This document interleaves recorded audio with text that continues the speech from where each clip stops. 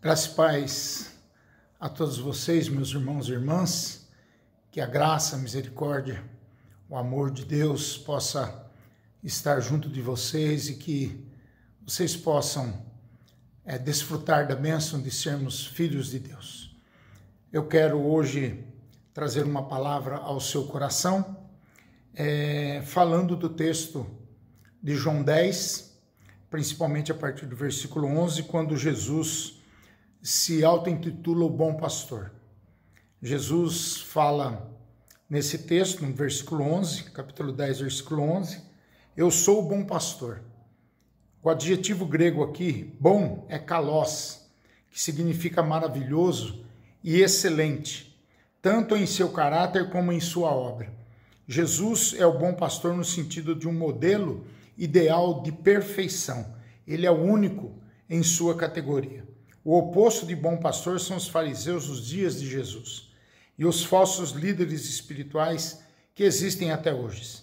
Eles são inimigos das ovelhas e Jesus os chama de ladrões e salteadores, versículo 1 e versículo 8, estranhos no versículo 5 e mercenários no versículos 12 e 13.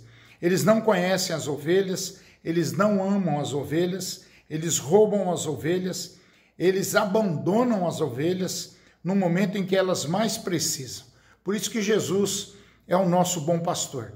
E a prova da sua excelência é que ele dá a sua vida pelas ovelhas. O bom pastor dá a vida pelas ovelhas, versículo 11, nos ensina. Então nós temos algumas lições sobre a natureza, a extensão e eficácia do sacrifício daquele que é o bom pastor. Em primeiro lugar, o sacrifício de Jesus foi uma obra voluntária. Ele deu a sua vida ou se entregou espontaneamente para morrer por nós, as suas ovelhas. Por isso o Pai me ama, porque eu dou a minha vida para reassumir. Ninguém tira de mim, pelo contrário, eu espontaneamente a dou. Tenho autoridade para entregar e também para reavê-la. Este mandato recebi de meu Pai, versículos 17 e 18. A morte, então, de Jesus, nesse sentido, não foi uma vitória dos seus inimigos. A sua morte foi um sacrifício voluntário. Ele doou-se em favor de cada um de nós para salvar o seu rebanho. Por isso ele recebeu de Deus a autoridade para entregá-la e depois reassumi-la. Então, em primeiro lugar, o sacrifício de Jesus foi uma oferta voluntária. Em segundo lugar, o sacrifício de Jesus foi limitado às suas ovelhas. Ele morreu para garantir a salvação de seu rebanho, que é a igreja. Atos 20, 28.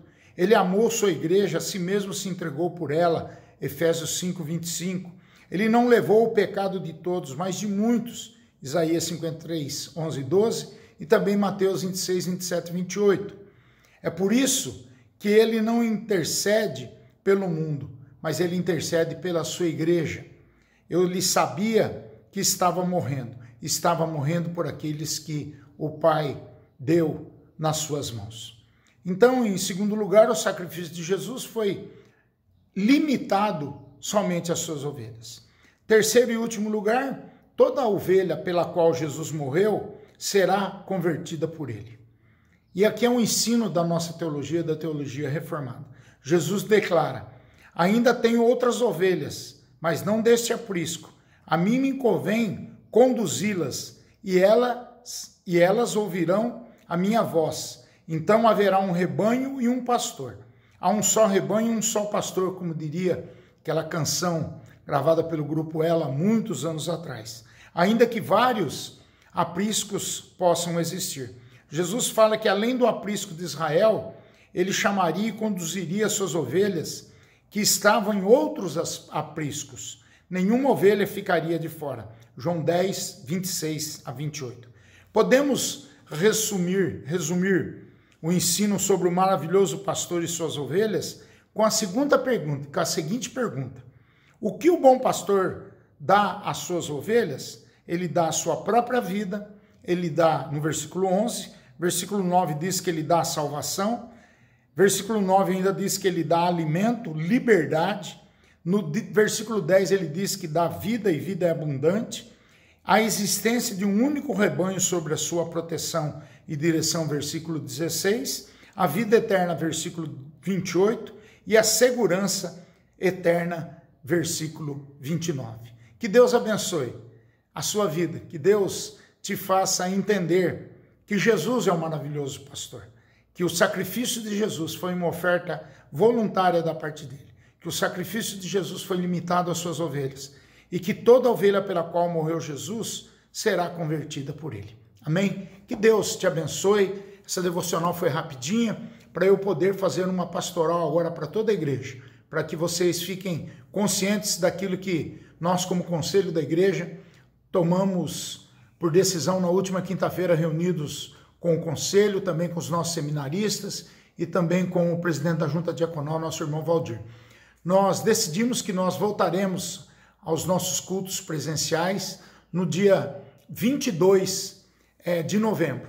Então, passando a eleição, no próximo domingo, nós voltaremos. E na quarta-feira seguinte, nós voltaremos também com os nossos estudos bíblicos, que nós fazíamos e faremos todas as quartas-feiras às 7h30 da noite. Os nossos 2 cultos funcionarão da seguinte forma: um às 9h30 da manhã, pela manhã, e o outro às 7h da noite, às 19h.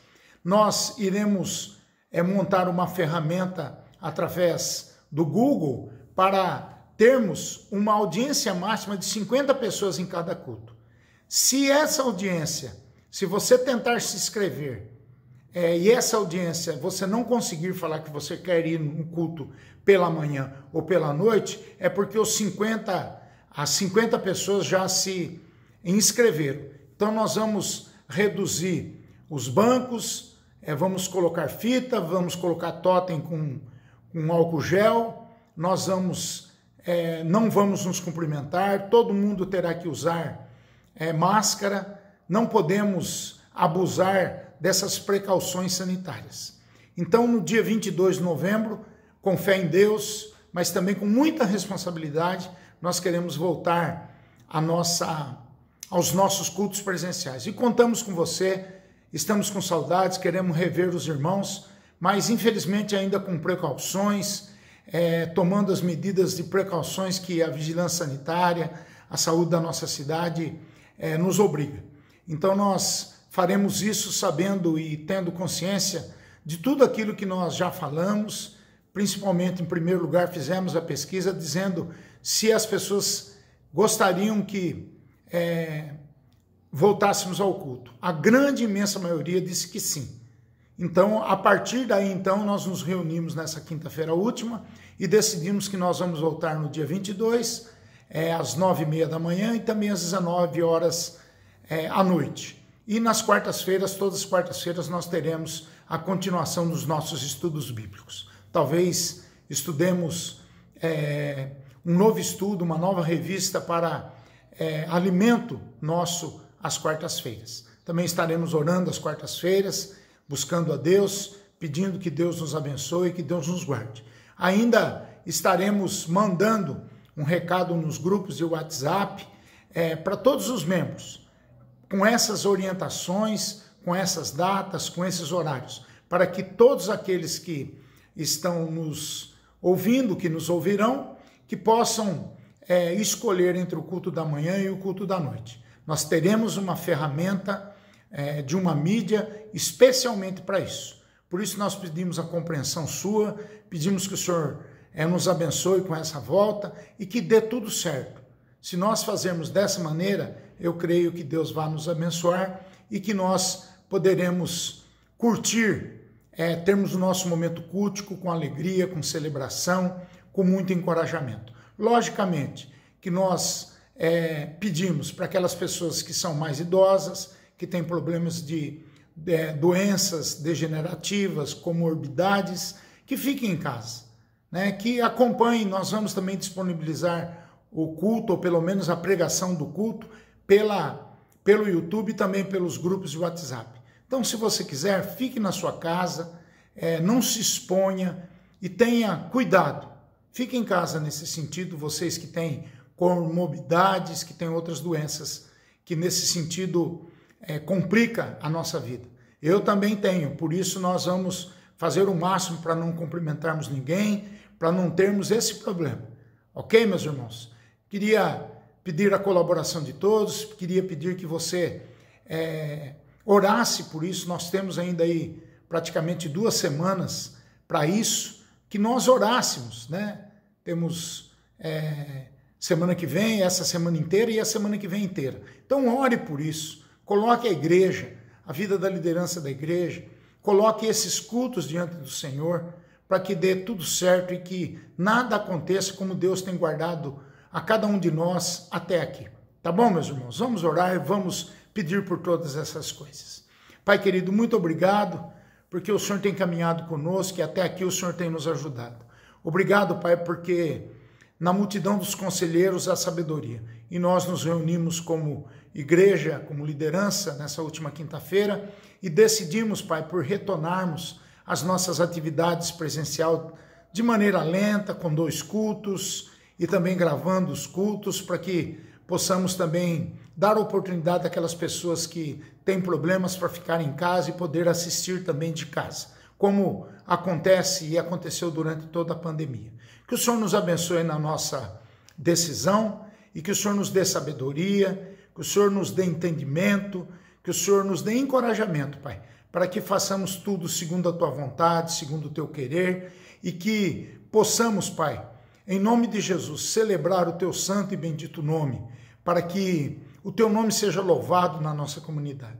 E nós possamos, Pai, a uma só voz, a um só cântico, em uma só oração, em uma só leitura, em uma só maneira de ouvirmos a pregação da Tua palavra, possamos estar todos juntos, louvando e bendizendo o nome do nosso Senhor e Salvador Jesus Cristo. Por isso, Pai, te pedimos orientação, te pedimos discernimento e sabedoria. Ajuda-nos, Pai. É a nossa oração em nome do Senhor Jesus. Amém. Que Deus abençoe a sua vida e receba a bênção do seu pastor. Pai querido, em nome de Jesus e pela graça de Jesus, Deus eterno, o bom Deus, o eterno Deus e a consolação do Santo Espírito de Deus seja com todos vocês, irmãos e irmãs, hoje e para todos sempre. Amém, amém e amém. Que Deus abençoe vocês em nome de Jesus. Amém. Grande beijo, grande abraço e até lá.